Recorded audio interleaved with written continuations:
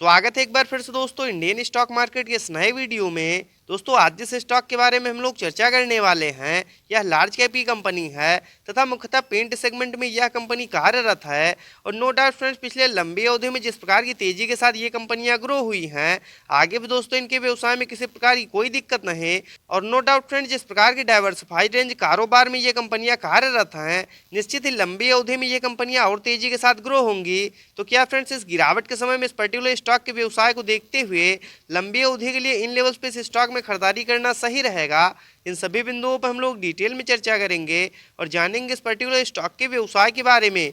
तो आइए friends video को स्टार्ट करते हैं। तो सबसे पहले फ्रेंड्स यदि कंपनी की बात की जाए तो एशियन पेंट्स लिमिटेड के नाम से यह कंपनी जानी जाती है तथा एनएसई की बात किया तो एशियन पेंट के नाम से यह कंपनी मार्केट में लिस्ट है। वहीं फ्रेंड्स यदि इस गिरावट में करंट प्राइस की बात की जाए तो 2797 रुपए के आसपास यह पर्टिकुलर स्टॉक अभी जो है ट्रेड कर रहा है। वहीं फ्रेंड्स यदि बात की जाए इस पर्टिकुलर स्टॉक में रिटर्न रेशियो की तो आप लोग देख सकते हैं 15 से 20 वर्ष पूर्व जिन्होंने भी इस कंपनी में अपने पैसे को निवेश किया, कहीं न कहीं यह कंपनी उनके पैसे को 234 गुना के आसपास कर चुकी है।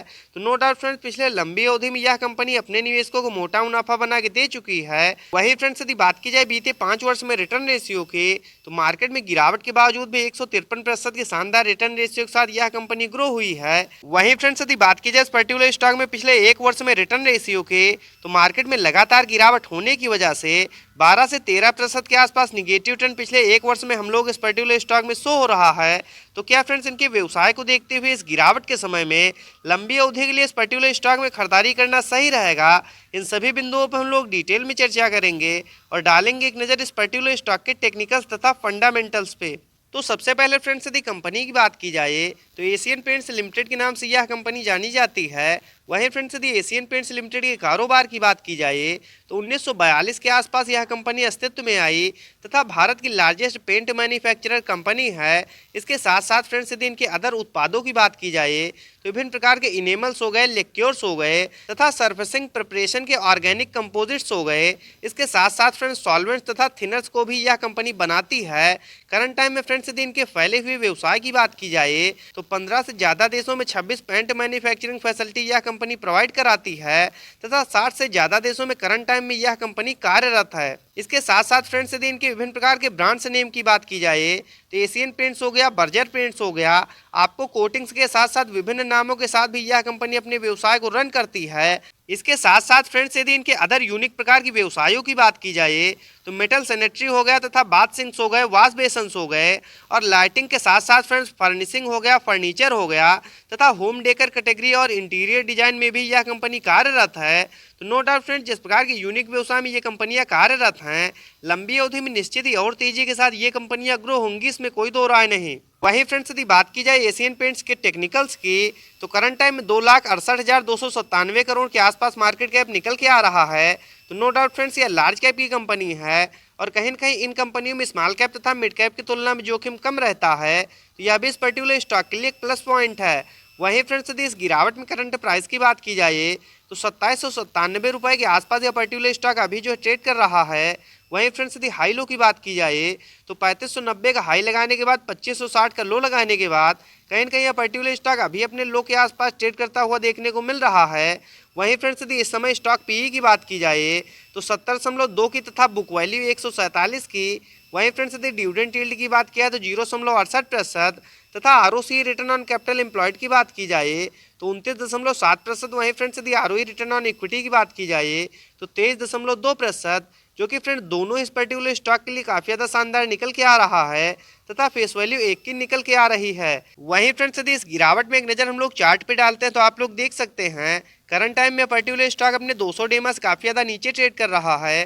तो वैल्यू इन्वेस्टिंग के हिसाब से दोस्तों इस समय इस पर्टिकुलर स्टॉक में खरीदारी करने के लिए बिल्कुल सही समय है। वहीं फ्रेंड्स यदि बात की जाए इनके क्वार्टरली बेसिस पर नेट प्रॉफिट की तो आप लोग देख सकते हैं पिछले लंबे समय से क्वार्टर दर क्वार्टर ये कंपनियां अपने नेट प्रॉफिट को बढ़ाते हुए आ रहे थे।